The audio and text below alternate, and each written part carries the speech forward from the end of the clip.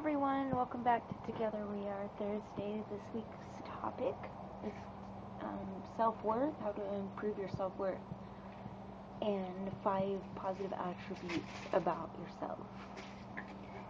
And my little Eiley is down here playing with leaves, so I apologize for all the noise. She's so cute. Little leaf dog. Little leaf dog. She loves playing with her leaves. Don't you, silly? Yeah. You're very cute. Boy, is she growing. Okay, so, this is the disadvantage of being at the end of the week. All of the other team members have made phenomenal videos. And I'm not totally confident I can add much useful information, but I will share 2 things that have really helped me. I think Georgina Broadway mentioned this, or it may have been Michelle. Actually, Michelle, I think, was saying,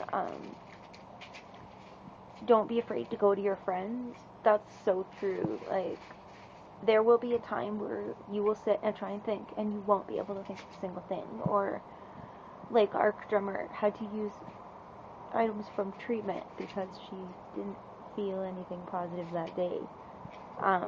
Which, by the way, was a cop-out. Don't do that again, bad girl. But yeah, so everybody had great suggestions, but 2 things I would add is make a list of your good qualities, and if you have trouble, kind of go back over your life and imagine you're writing an autobiography and go through your years and what happened this year. Did I do anything cool? Or, you know, do you have an old art project from school that you love that you made? Or maybe you wrote a cool paper, or, you know, just different things in your life that are examples of good qualities within you. Or what is something really generous you did? Or when was the, you know, when somebody has been very grateful to you, what was it for? Kind of thing. That can be really helpful for reinforcing good qualities. Interestingly, what brought this idea to me is I received a letter from a friend of mine, and she was having a very bad day, and was just venting that she was very triggered and just not in a good place with her ED. And she wrote this long descriptive of, like, I've accomplished this, I speak this many languages, you know, I have done this, I do that, I, you know, like, wrote down basically a ton of beautiful, true, positive attributes that she has. And at the end said something like,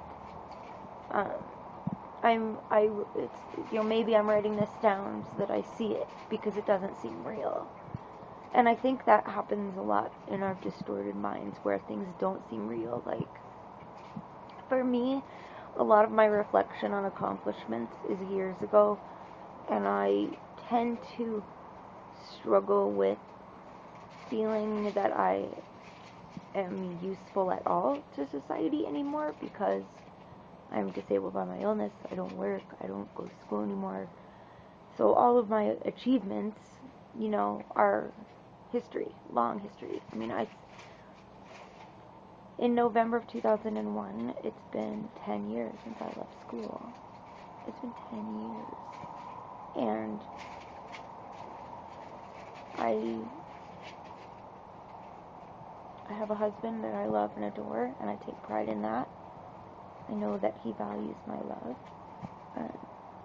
and I love my animals, and I love being a part of this channel and reaching out to other sufferers, and hopefully, having been a veteran of this screwed up, sordid path for this many years, I have some sort of wisdom to impart.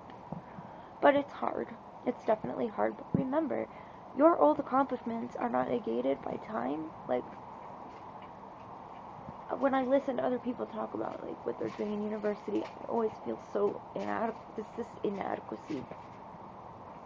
And I have to remember that I don't have my health, and when I did, I was able to do a lot more. Well, mental illnesses count too, you guys, okay? You're living with chronic illnesses too, and you can't do as much as everyone else all the time. And I know your ED likes to tell you you can and you need to be a superhero, but you're human. It's okay not to be perfect. It's okay not to be doing the absolute best, greatest, most extraordinary thing all the time. I think a huge thing, too, to work on is give yourself credit for things. We are so hard on ourselves. And if you can extract the critical, negative self-talk and, you know, I talk about, like, empathic exercises where, okay, imagine that you are talking to a dear friend when you talk to yourself. Would you say these things to somebody you love? Would you have compassion for somebody you love if they didn't do as well as maybe, you would expect yourself to do? And why? Why is there a difference? Why are you less than, or why are you under different rules than everybody else that you love and care for? It's not good. Like, you need to resist the urge to belittle, demean, and attack yourself.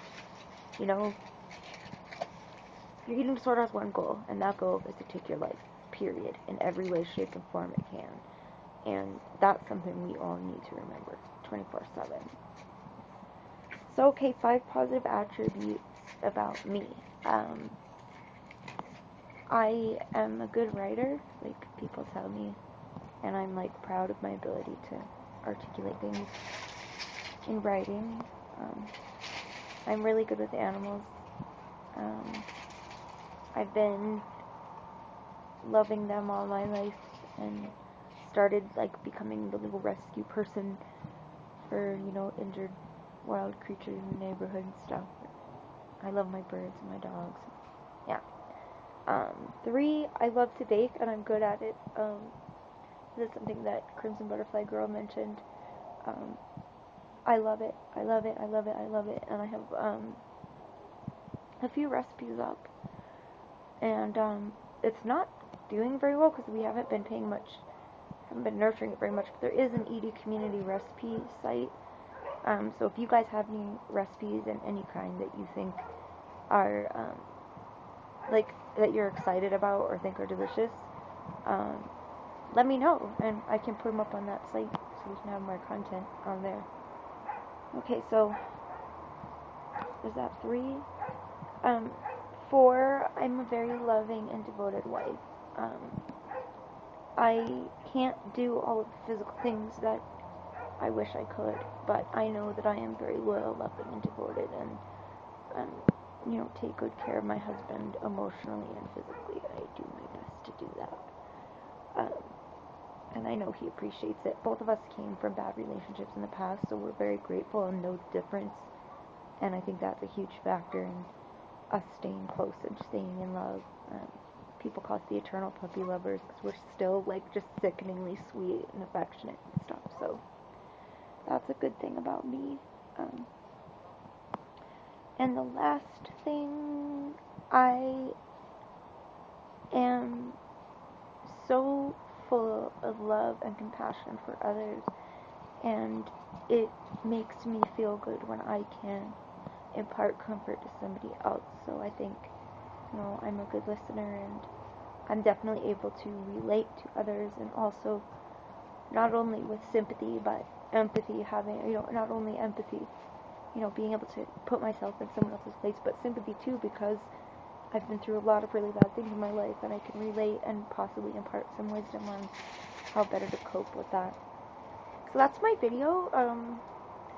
I'm not sure who's picking the next topic, but Michelle will let us know. She's the guru leadership person. And much love. I hope all of you have a great weekend. And remember always, if you have questions or suggestions or anything that you'd like us to cover, let us know. We'd be happy to do that for you.